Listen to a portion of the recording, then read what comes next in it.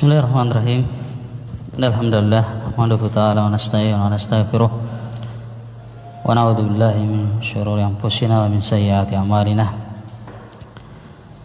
May yahdihillahu fala mudilla lahu wa may yudlil fala hadiya lahu.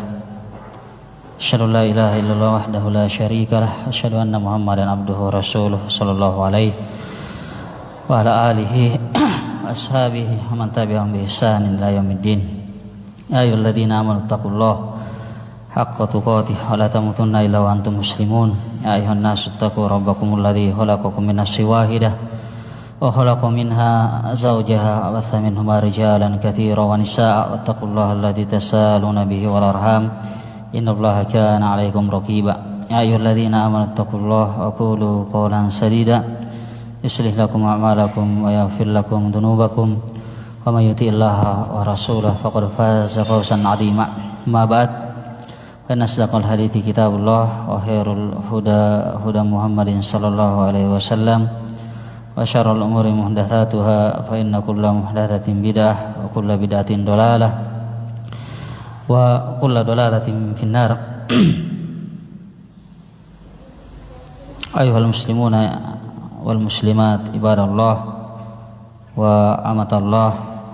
Alhamdulillah, kita kembali memuji dan bersyukur kepada Allah Subhanahu wa taala yang melimpahkan berbagai kebaikan dan kenikmatan hingga kita bisa kembali duduk bermajelis ilmu, duduk mengingat Allah Subhanahu wa taala.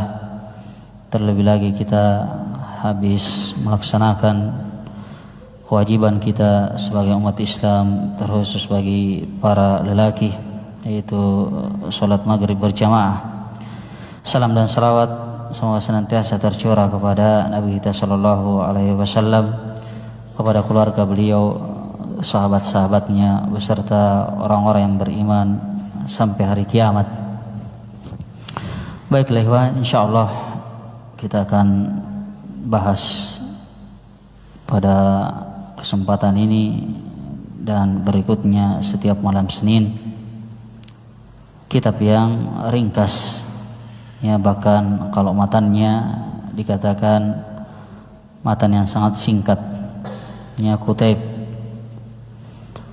yaitu matannya dari Syekh Al-Ma'ruf Al-Imam Muhammad bin Abdul Wahhab An-Najdi rahimahullah. Beliau sebut risalah ini ba'du fawaidi min surati Al-Fatihah, sebagian atau beberapa faedah dari surah Al-Fatihah, ya, dan akan kita baca syarah dari Syekh Al-Allama Shalih Al-Fauzan hafidhahullah taala, ya. Beliau dalam penggunaan bahasanya mudah dipahami, ya. Kita misalnya sebagai penuntut ilmu pemula terutama, maka sangat bagus kita baca syarah-syarahnya beliau, penjelasannya beliau mudah dipahami, ya. Kemudian kita langsung masuk, ya.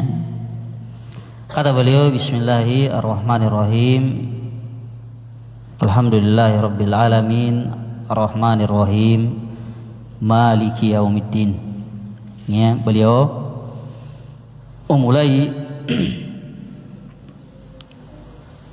kitab ini dengan 3 ayat ini, dengan 3 ayat, ya, atau sebagian mengatakan ini adalah 4 ayat, ya. Terkait dengan surah Al-Fatihah, perlu kita ketahui bersama, sepakat para ulama bahwasanya dia adalah 7 ayat. 7 ayat.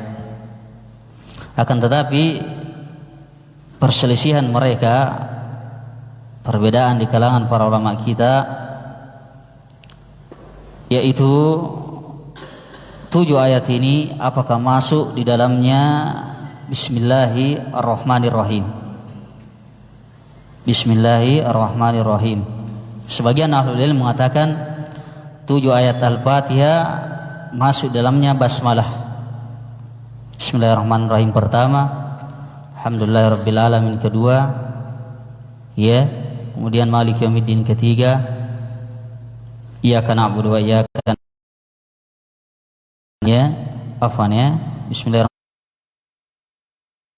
pertama, alhamdulillahirabbil alamin, arrahmanirrahim ketiga, dan maliki yaumiddin keempat, iyyaka na'budu wa iyyaka nasta'in kelima, ihdinas siratal mustaqim keenam, siratal ladzina an'amta alaihim ghairil maghdubi alaihim waladdallin amin. Itu yang ketujuh, masuk di dalamnya basmalah. Ini yang disebutkan jumhur ulama bahwasanya ya, bismillah dalam Al-Fatihah bukan ayat pertama, tapi ayat pertama langsung alhamdulillahi rabbil alamin. Bahkan sebagian ahlul ilm mengatakan seperti yang bernama Al-Bahuti, beliau mengatakan ijma orang-orang terdahulu. Beliau menukil Bahuti mengatakan Al-Qadi bahwasanya ijma orang-orang terdahulu. Ya, ini faedah. Ya, ijma'nya orang-orang terdahulu yang diingkang as-salaf bahwasanya basmalah dan Al-Fatihah. Meskipun ijma' ini bisa dilihat lagi, ya, karena ini perselisihan yang bahkan datang dari para as-salaf. Ya, ada yang mengatakan basmalah itu bahas nanti dalam syarahnya, condong juga mengikuti atau menguatkan pendapat ini. Ya, Allah Ta'ala alam. Cuma orang-orang Syafi'iyah yang mengatakan dia bagian, ya, dan selainnya yang sependapat dengan beliau. Ya, terkait dengan basmalah kita katakan bahwasanya ya, sebagaimana dalam surah Al-Fatihah ada perbedaan di kalangan para ulama, maka demikian pula pada surah yang lain. Apakah dia, ya, kecuali dalam surah An-Naml, dia bagian dari ayat tapi bukan pembuka. Kita perselisihkan tadi kan bahwasanya apakah dia pembuka dari setiap surah. Maka yang benar adalah bukan pembuka dari setiap surah, bukan masuknya ayat yang pertama, kecuali surah An-Naml. Ya, dia bagian dari surah An-Naml di dalamnya. Kalau yang sudah hafal atau yang biasa baca, kalian bisa lihat dalam ayat 30. Kata Allah, innahu min Sulaiman wa innahu bismillahirrahmanirrahim. Ya, bisa kalian buka dalam surah An-Naml ayat 30. Kata Allah, innahu min Sulaiman wa innahu bismillahirrahmanirrahim. Tatkala kepada ratu di Yaman, raja di Yaman atau ratu di Yaman. Ya, maka beliau Allah Subhanahu wa taala hikayatkan isi suratnya, innahu min Sulaiman, sungguhnya surat ini dari Sulaiman, dia dari Sulaiman, dan sungguhnya dengan nama yang maha pengasih lagi maha penyayang. Jadi itu ya, surah Baro'ah, satu-satunya surah yang tidak ada ayat tersendirinya sebagai sebelum masuk dalam surah, itu surah Al-Baro'ah, atau kita biasa kalau penulisan banyak kayaknya surah At-Taubah. Kalau kalian baca At-Taubah tidak ada bismillahnya, itu tidak ada basmalahnya. Yang buka Al-Quran, baca surah At-Taubah misalnya, antum misalnya mau baca surah At-Taubah, jangan antum basmalah, tapi langsung antum apa? Ta'awud Kalau antum baru membaca, kemudian antum baca surahnya. Bara'atum minallahi wa rasulih. Paham ini? Paham ini ya? Ya, wallahu taala a'lam ya. Dan dia dimaklumi Al-Fatihah itu surah Makkiyah. Surah Makkiyah. Surat yang turun sebelum Rasulullah hijrah. Surah Madaniyah, surah yang turun setelah Rasulullah hijrah. Jangan dipahami suratul Makkiyah itu yang turun di Mekah, atau surat Madaniyah itu dia apa? Pasti turun di Madinah. Tidak. Wallahu taala alam ya. Maka ini surah Al-Fatihah dia turun sebelum hijrah Nabi. Maka dikatakan lihat dia Makkiyah. Maka kita baca ikhwani fiddin rahimani wa rahimakumullah apa yang disebutkan oleh Syekh Fauzan. Ya, sebelum saya lupa, yang mengatakan tadi ya basmalah itu bukan ayat pertama dalam itu kalau masuk basmalah. Ya, tapi kalau tidak masuk basmalah berarti ayat yang ketujuh itu dibagi dua. Tapi memang kebanyakan hampir kita setiap mushaf Al-Fatihah itu bagian dari surah Al-Fatihah. Basmalah bagian dari surah Al-Fatihah. Coba buka mushafnya. Ya, Al-Fatihah. Dia bagian dari surah Al-Fatihah. Kalau saya punya di rumah dua jenis Al-Quran semua masuk. Ayo masuk ya kan? Masuk. Ini karena bagusnya bahasanya beliau enak dibaca. Ya, bagus ini santri-santri ke depannya kalau punya kitabnya sesekali baca.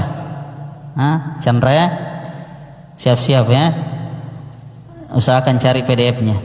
Ya, bahasanya beliau mudah dipahami, insyaallah mudah juga ditahu apa karena bahasanya mudah dipahami. Kata beliau hadhihi risalatu tahtassu bi bayani fawaidi suratil Fatihah. Kata beliau risalah ini, tulisan ini ya atau karya ini kata beliau khusus penjelasan terkait dengan faedah-faedah suratul Fatihah. Hadis surah al-azimah kata beliau. Ini kenapa disebut dengan Al-Fatihah? Karena dengannya kata beliau dibuka yang namanya mushaf, yaitu pembukanya mushaf, awal mushaf. Ya, sebelum masuk setiap surah masuknya. Ya, fahiyya awwalu suratin fi. Maka dia awal dari setiap surah. Meskipun tidak masuk dari surah, tapi pembukanya sebelum kita baca surah tersebut. Wa tusamma bisabil mathani. Ya, afan.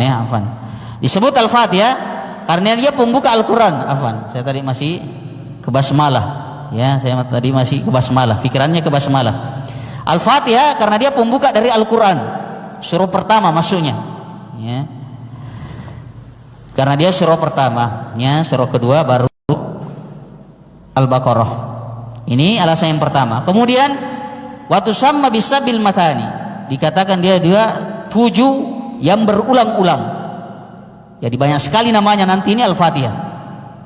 Ya. Lianna sab'u ayat. Kenapa dikatakan sab'ul mathani? Karena dia 7 ayat. Qala Allah Ta'ala wa laqad atainaka sab'am minal mathaniya wal Qur'anal adim. Ulang bacaannya dalam setiap rakaat. Kalau antum sholat, antum minimalnya baca berapa kali? Minimalnya berapa kali, Pak? 17 kali. Itu pendapat yang kuat. Al-Fatihah itu wajib antum baca dalam sholat antum. Terkhusus misalnya sholat 5 waktu yang 17 rakaat. Baik antum imam maupun makmum, baik antum dalam sholat sirriyah maupun jahriyah, itu yang roji. Karena kata Nabi, la sholata liman lam yaqra bi Fatihatil kitab. Tidak ada salat, maksudnya tidak sah salatnya tidak membaca Al-Fatihah. Kalau tidak ada Fatihatil kitab. Itu yang rajih. Itu yang kuat. Ya, jadi jangan sama sekali pernah meninggalkan surah Al-Fatihah dalam salat kita. Meskipun di sana ada pendapat yang lain. Ya, pendapat yang masyhur misalnya mengatakan yang rukun atau wajib ketika Quran maka diamlah. Dari situ sebagian ahli ilmu mengatakan kalau imam membaca dengan suara yang keras berarti makmum tidak wajib. Ya, tapi dibantah lagi oleh para ulama mengatakan betul ayat itu umum. Kalau misalnya kita mendengar orang baca Al-Quran maka kita diam. Asalnya kita simak kalau kita tidak mau baca juga Al-Quran. Itu dikecualikan. Harus tetap kita baca meskipun imam baca. Sebagaimana hadis yang disebutkan kata Rasulullah la'allakum taqra'un khalfa imamikum. Kama qala Rasulullah. Kata Rasulullah la taf'alu illa bi Fatihatil kitab. Kata Nabi, mungkin saja kalian yaitu para sahabat membaca surah, membaca ayat di belakang imam. Ya, demikian. Wallahu taala alam, ya. Wallahu taala alam. Maka kata beliau, liannaha tuqarrar qira'atuha fi kulli rakaah. Wa tusamma ummul Qur'an. Dia dikatakan al-mathani berulang-ulang karena dibaca dalam setiap rakaat. Nah, ini pendapat yang kuat sebagaimana kita katakan.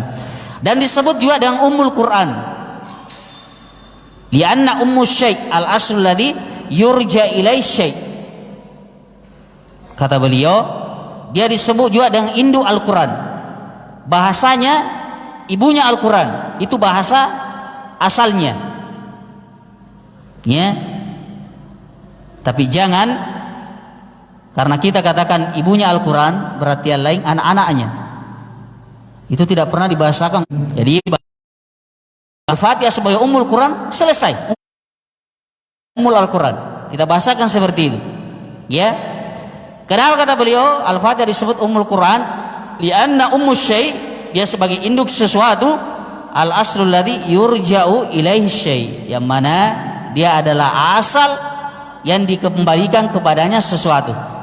Maksudnya kata beliau makna seluruh Al-Quran itu dari pertama sampai terakhir makna atau kandungannya terdapat dalam terkait dengan tauhid apa saja. Ya, kenapa? Ya, karena semua isi Al-Quran ketika terkait dengan ibadah pasti intinya bertauhid. Ya, terkait dengan perkara halal dan haram intinya apa? Untuk mentauhidkan Allah. Orang-orangnya penduduk surga itu orang-orang yang bertauhid. Kemudian lawannya demikian. Kalau disebutkan misalnya penduduk neraka itu orang-orang yang tidak mengamalkan tauhid. Ya. Kisah-kisah yang disebutkan orang-orang kafir, orang-orang yang membangkang, orang musyrik karena mereka tidak mengamalkan tauhid. Maka semua betullah semua dalam Al-Quran itu adalah intinya tauhid. Ya, Al-Quran yurja'u fi ma'ani ila ma tadammanatu hadhihi surah. Kata beliau karena Al-Quran itu seluruhnya makna-maknanya terkandung dalam surah ini. Beliau akan paparkan nanti. Ya, maka beliau sebutkan sudah 3. Al-Quran disebut Al-Fatihah ini disebut Al-Fatihah karena pembuka mushaf. Surah yang pertama disebut juga dia sab'ul mathani, 7 yang berulang-ulang. Karena kenapa? Bil haditsil ladzi yarwihi an rabbi, yang diriwayatkan oleh Tuhannya, yaitu hadis kursi masuknya. Anallaha jalla wa ala yaqul qasamtus sholata baini wa baina abdi nisfain. Kata Allah dalam hadis kursi ini membagi salat ya antara aku dan hambaku 2 bagian. Yaitu saya membagi as-shalah yaitu Al-Fatihah dalam hadis ini. Kata Allah dalam hadis qudsi, qasamtus sholata, yaitu qasamtu al-Fatihah. Jadi al-Fatihah disebut as-sholah. Saya membagi al-Fatihah ini antara aku dengan hambaku dua bagian. Alhamdulillahi rabbil alamin. Qala Allah hamadani abdi. Ya. Kalau kita mengatakan alhamdulillahi rabbil alamin, Allah mengatakan hamadani abdi.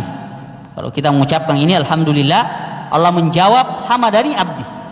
Itu kita yakini, sudah selesai. Bagaimananya, kaifiatnya, hakikatnya kita tidak tahu. Setiap pokoknya yang membaca surah Al-Fatihah, terkhusus dalam salat kita, Allah jawab bacaan kita dan kata hamadani abdi. Ya. Kalau 1 miliar manusia baca Al-Fatihah dalam salatnya, hadis kursi ini Allah mengatakan saya membagi salatku Al-Fatihah menjadi dua bagian, yakni Al-Fatihah. Kalau mereka mengatakan alhamdulillah, maka alhamdulillah langsung masuk. Tidak dikatakan kalau mereka mengatakan bismillahirrahmanirrahim. Tapi dalam hadis ini alhamdulillah langsung. Berarti dia ayat yang pertama. Itulah hujahnya para ulama jumhur bahwasanya Al-Fatihah itu dimulai dari alhamdulillah, bukan basmalah. Ya, dari hadis kursi ini. Ya. Kemudian fa idza qala ar-rahmanur rahim, kemudian kalau hamba mengatakan ar-rahmanur rahim, kata Allah, qala Allah athna alayya abdi. Hambaku memujiku lagi. Jadi athna itu maksudnya tadi kan alhamdulillah pujian yang pertama. Maka kata Allah hamadani abdi. Ar-Rahmanir Rahim itu pujian lagi. Yang Maha Pengasih lagi Maha Penyayang. Ya, maka dijawab oleh Allah athna alayya abdi. Hambaku telah memujiku dua kali. Atau menyanjungku, bisa kita bahasakan seperti itu. Dia memujiku dua kali. Athna dari kata fintan maksudnya. Athna alayya, kemudian majjanadi. Ya. Fa idza qala iyyaka na'budu wa iyyaka nasta'in qala hadza baini wa baina abdi nisfain wa li abdi ma sa'ala. Kata beliau, ya, membawa hadis kursi ini, apabila hambaku mengatakan hanya kepadamu kami menyembah dan hanya kepadamu kami mohon pertolongan, maka kata Allah ini antara saya dan hambaku. Maksudnya perkataan ini ketika kita mengatakan iyyaka na'budu wa iyyaka nasta'in, itu murni Allah Subhanahu wa taala yang tahu dengan antum. Ya, hanya kepadamu kami menyembah dan hanya kepadamu kami mohon pertolongan. Ada orang dia baca surah Al-Fatihah setiap hari juga, minimalnya 17 kali. Tapi dia pergi minta-minta kepada pepohonan, minta kepada laut buat sesajen. Maka kata Allah, ada baini wa baina abdi. Meskipun dia baca iyyaka na'budu wa iyyaka nasta'in, bahwasanya dia mentauhidkan Allah, tapi kata Allah ini antara saya dan hambaku yang paling tahu. Apakah betul-betul dia cuma beribadah kepada aku? Ya, wali abdi masal. Kemudian kata Allah wali abdi, dan bagi hambaku apa yang dia minta. Ya, perkataan atau ayat terkait dengan ihdinas siratal mustaqim. Itu sudah hamba yang meminta. Ya, itu sudah tunjukkan kami jalan yang lurus. Jalan orang-orang yang kau beri nikmat, bukan jalannya orang-orang yang kau murkai, ghairil maghdub waladdallin, ya, dan bukan pula jalan orang yang sesat. Itu sudah doa kita, duaul masalah. Kalau tadi duaul ibadah, dari alhamdulillah sampai ya minimal maliki yaumiddin, atau masuk juga iyyaka na'budu maliki yaumiddin. Itu tiga. Iyyaka na'budu, hanya kepadamu kami menyembah. Karena siapa yang disembah? Allah, berarti untuk dia. Segala pujian tadi alhamdulillah, ar-Rahman, maliki yaumiddin, itu untuk Allah. Maksudnya pujian untuk Allah. Ya. Wa nisfuha minha lil abd, kata beliau. Mulai dari iyyaka nasta'in, kepadamu kami memohon pertolongan. Siapa yang meminta tolong? Hamba. Itu untuk hamba. Sampai 3 ayat terakhir, ihdinas siratal mustaqim. Maka 3,5, iya kan? Kan iyyaka na'budu wa iyyaka nasta'in 1 kan? Itu dibagi 2. 3,5 untuk pujian untuk Allah, dan 3,5 mulai dari iyyaka nasta'in sampai waladdallin itu untuk hamba. Paham ya penjelasannya Syekh Saleh Al-Fauzan. Bahada makna, kata beliau, qaulu jalla wala qasamtus shalah, yakni suratul Fatihah, baini wa baina abdi nisfain. Kata beliau, inilah makna firman Allah, yaitu makna hadis qudsi ini, ya harus ditolong, berdoa untuk diberi jalan yang lurus, dijauhkan dari jalannya orang-orang yang dimurkai dan orang-orang yang sesat. Ya. Kemudian kata beliau, belum masuk ya? Belum ya? Waktu sama bil kafiyah. Ini yang selanjutnya, ikhwah. Al-Fatihah disebut dengan Al-Kafiyah, nama yang keempat sudah. Jadi Al-Fatihah, Sab'ul Mathani, Ummul Qur'an, kemudian disebut juga dengan salat. Al-Kafiyah yang kelima. Kafiyah itu maksudnya yang mencukupi. Waktu sama bir ruqyah, disebut juga dengan ruqyah, yang mengobati. Ya. Ta'addadul asma bi ta'addudi al-fadailiha. Berbilangnya nama itu menunjukkan kemuliaannya. Ya, berbilangnya nama masih di tanah Arab. Maka kata beliau, istadafum falam yudayifum. Sahabat ini mereka minta untuk dijamu. Karena demikian, kalau ada orang musafir dia minta untuk dijamu, itu memang haknya. Ya, apalagi dia datang baik-baik. Kewajiban kita apa? 1 malam. Sunnahnya 3 kali. Setelah itu keterlaluan. Ya, dia tidak boleh meminta lagi kecuali tuan rumahnya mengizinkan, penduduk di situ mengizinkan.